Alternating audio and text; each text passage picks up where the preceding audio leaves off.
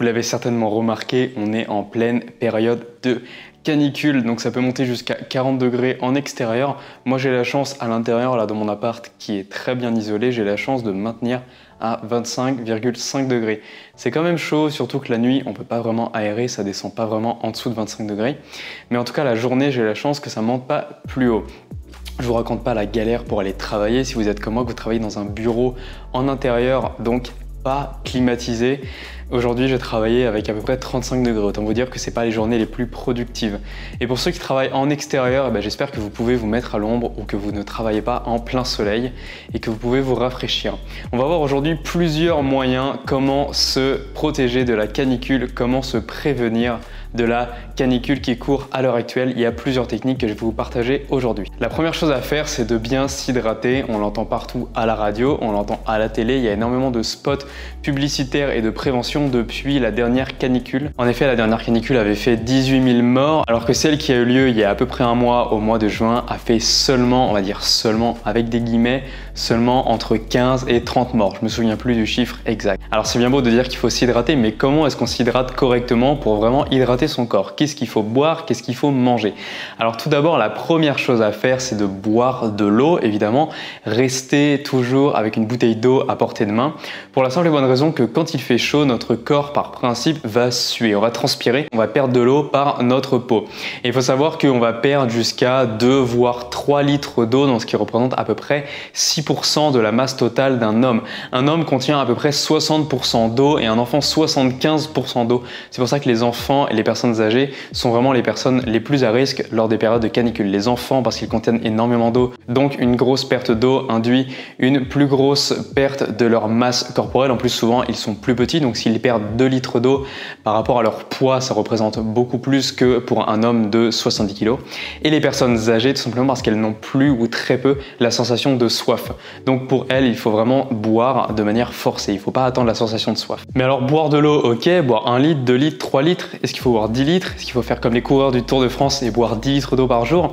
Et en fait non, tout simplement parce que si vous buvez trop d'eau, vous allez avoir tout simplement peut-être une déminéralisation. Vous pouvez déminéraliser votre corps si vous buvez trop d'eau. La meilleure manière de savoir si vous buvez assez d'eau, c'est de regarder la couleur de vos urines. Si c'est couleur jaune clair ou jaune un tout petit peu foncé, ça va. Si c'est couleur foncée, ça va pas. Si c'est couleur trop claire, alors vous buvez certainement trop d'eau. Et boire trop d'eau, ça peut entraîner une trop grosse utilisation de vos reins, donc une fatigue de vos reins sur le long terme. Alors vous avez peut-être déjà entendu parler qu'il faut boire de l'eau chaude parce que ça fait transpirer. Dans un sens, c'est une bonne idée. Boire de l'eau chaude va augmenter la chaleur corporelle. Qui dit augmentation de la chaleur corporelle dit que le corps va devoir évacuer cette chaleur. Et pour évacuer la chaleur, le meilleur moyen que le corps a, c'est de transpirer. Donc on va transpirer.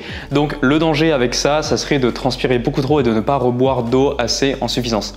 Donc faites attention, si vous buvez de l'eau très chaude, ça va vous faire transpirer, vous allez perdre de la température. Alors sur l'instant T, vous allez avoir chaud, mais ensuite vous allez perdre de la température par la transpiration. Une autre chose qu'on entend souvent, c'est boire très frais, parce qu'effectivement quand on boit très frais, on a tout de suite une sensation de fraîcheur. C'est normal, on profite de la fraîcheur de la boisson qu'on vient de mettre dans notre corps. Le danger avec ça, c'est que le corps doit produire de la chaleur pour ramener ce qu'on vient de boire à la température corporelle. Parce que tout ce qui est dans notre corps doit être à la température de 37 degrés à peu près. Donc un des dangers, c'est de trop s'épuiser et d'épuiser notre corps qui est déjà fatigué par cette température trop élevée en lui demandant de produire de l'énergie pour réchauffer l'eau. Ensuite, ça va avoir un effet secondaire qui est aussi très pernicieux, qui est vraiment néfaste pour le corps, c'est que ça peut faire perdre au corps la sensation qu'il fait chaud à l'extérieur. Parce qu'on vient d'apporter quelque chose de très frais, le corps vient de perdre une température excessive très rapidement. Le corps ne sait donc plus qu'il fait chaud et ça peut couper instantanément les mécanismes de transpiration. Donc faites très attention, le meilleur moyen est encore de boire de l'eau tiède. Alors il faut boire, d'accord, mais il faut penser également à améliorer sa charge en minéraux. Tout simplement parce que le sang doit toujours avoir la même concentration en minéraux et en nutriments. Donc si vous buvez trop, le corps va dire non, je ne veux pas de cette eau-là parce que sinon ça va diluer le sang et donc vous allez uriner instantanément l'eau que vous venez de boire. Alors que si vous ne buvez pas assez, baisser, votre corps va avoir des sensations de soif parce que le sang va s'épaissir, les minéraux vont être trop concentrés dans le sang et le corps va vous donner une sensation de soif qui va vous faire boire instantanément. Alors une des manières de résister mieux à la canicule et d'augmenter la charge d'eau dans son corps, ça serait de boire tout en augmentant sa charge minérale, parce qu'à ce moment-là, si vous augmentez votre charge minérale, vous allez pouvoir stocker plus d'eau à l'intérieur de votre corps. Et un des meilleurs moyens pour augmenter sa charge minérale, on en a déjà parlé sur la chaîne YouTube, c'est de manger des fruits et des légumes frais, donc par exemple crus en salade ou alors en jus de légumes, et ça c'est une très bonne alternative, surtout si vous avez des troubles digestifs, ce qui va vous empêcher de bien digérer les fibres, ce qui va peut-être vous donner mal au ventre et aux intestins. Et en plus de ça, c'est bien plus simple de boire un jus qui représenterait l'équivalent d'un repas pour s'hydrater et augmenter tout de suite sa charge minérale. Alors je vais vous proposer un jus de légumes à la fin de cette vidéo, donc restez bien jusqu'à la fin de cette vidéo pour avoir ce jus de légumes. Mais déjà sachez que pour respecter la proportion fruits, légumes dans un jus de légumes, on ne dépassera pas un tiers de fruits pour 2 tiers de légumes, parce que les fruits à l'extracteur, en fait, ça va venir séparer le sucre de la cellulose, qui va faire en sorte d'augmenter trop rapidement votre indice glycémique dans votre sang, et c'est pas une bonne chose sur le long terme. Une autre alternative au jus de légumes, c'est les eaux infusées. Vous avez peut-être déjà vu ce genre d'infuseur. Je vous mets une photo juste ici. Vous avez juste à mettre de l'eau et à laisser infuser pendant toute une nuit, ou au moins pendant 3 ou 4 heures au frigo ou à température ambiante, peu importe, du concombre, du citron, du persil. À ce moment-là, les minéraux qui sont contenus dans ces aliments-là vont se diluer dans l'eau et vous allez boire une eau qui est très riche en minéraux, très désaltérante et très détoxifiante. Je vous conseille également de limiter les boissons dites diurétiques. Alors les boissons diurétiques sont le thé, le café et l'alcool principalement. Je vous dis de les limiter, pas de les arrêter, tout simplement parce qu'il y a des études qui montrent pour que les effets diurétiques d'une boisson, c'est-à-dire l'élimination de l'eau et la non-production de l'hormone qui permet de recycler l'eau à l'intérieur du corps, fasse effet et donc déshydrate votre corps, il faudrait consommer énormément de tasses de café, environ 8 tasses de café et environ 8 ou 10 tasses de thé pour avoir ces effets vraiment déshydratants. Donc les boissons diurétiques n'ont pas un effet déshydratant, mais en tout cas ils vont faire en sorte que votre corps ne réutilise pas aussi bien l'eau. Donc si vous consommez beaucoup de boissons diurétiques, du thé et du café, pensez à bien vous hydrater à côté, à manger des jus de légumes, à manger des fruits et des légumes, à boire des jus de légumes ou tout simplement à boire de l'eau. Quelque chose qui est très intéressant, c'est de faire baisser sa température corporelle, et ça vous pouvez le faire de 2 manières possibles. Vous pouvez prendre une douche froide, attention pas trop froide non plus, parce que sinon vous allez avoir un effet chaud après la douche froide, c'est-à-dire que votre corps qui sera très faible en température va être confronté à un environnement très chaud, donc vous allez avoir l'impression de vous réchauffer, ce qui sera le cas, mais vous aurez quand même fait du bien à votre corps. Et la deuxième solution, c'est si vous êtes au travail par exemple ou en cours, et bien vous allez dans les toilettes, dans la salle de bain, peu importe, vous prenez de l'eau dans vos mains et vous vous aspergez le visage, vous mettez de l'eau sur les bras, sur les jambes, sur le torse, sur la nuque. Ça va permettre à votre corps d'avoir une espèce de transpiration artificielle, parce qu'en fait quand l'eau est sur votre peau et quand elle s'évapore, c'est un phénomène physique qui fait que la transformation de l'eau à l'état liquide jusqu'à l'état gazeux va faire baisser la température à la surface de votre peau.